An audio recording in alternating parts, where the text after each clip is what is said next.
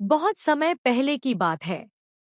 राजा दक्ष की पुत्री सती का विवाह भगवान शिव से हुआ था। लेकिन राजा दक्ष को भगवान शिव का साधारण वेश और उनका रहन-सहन पसंद नहीं था। एक बार राजा दक्ष ने विशाल यज्ञ का आयोजन किया, पर उन्होंने शिवजी को आमंत्रित नहीं किया। सती बिना बुलाए ही अपने पिता के घर चली गई, जहां उनके पति का अपमान हुआ। यह अपमान सहन न कर पाने के कारण सती ने यज्ञ अग्नि में अपने प्राण त्याग दिए। यह समाचार सुनकर भगवान शिव अत्यंत क्रोधित और दुखी हुए।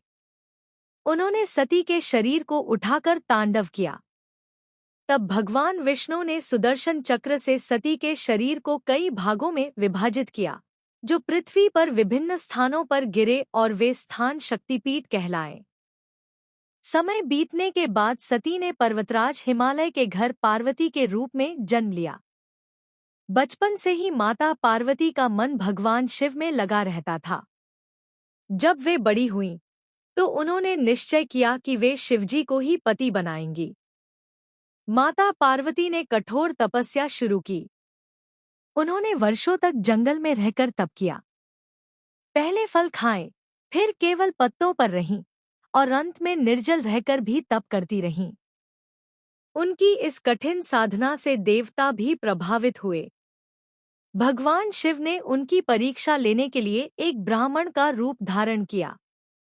वे पार्वती के पास गए और बोले, तुम शिव जैसे योगी से विवाह क्यों करना चाहती हो?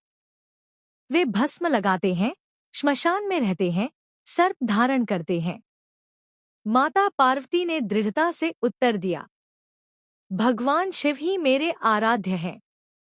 मैं उन्हें ही अपना पति मान चुकी हूँ। उनकी अटूट भक्ति और प्रेम देखकर भगवान शिव अपने वास्तविक रूप में प्रकट हुए।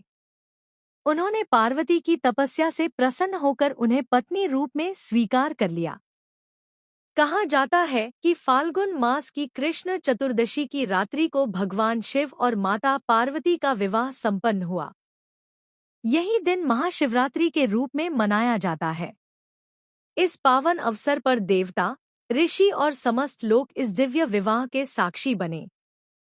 शिवजी बारात लेकर आए, जिसमें भूत प्रेत और गण भी शामिल थे।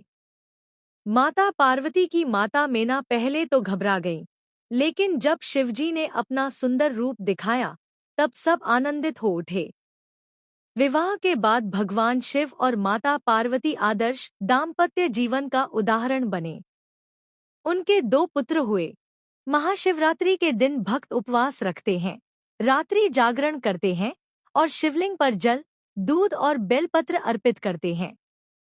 ऐसा माना जाता है कि सच्चे मन से व्रत करने और कथा सुनने से मनोकामनाएं पूर्ण होती हैं और जीवन में सुख शांति आती है।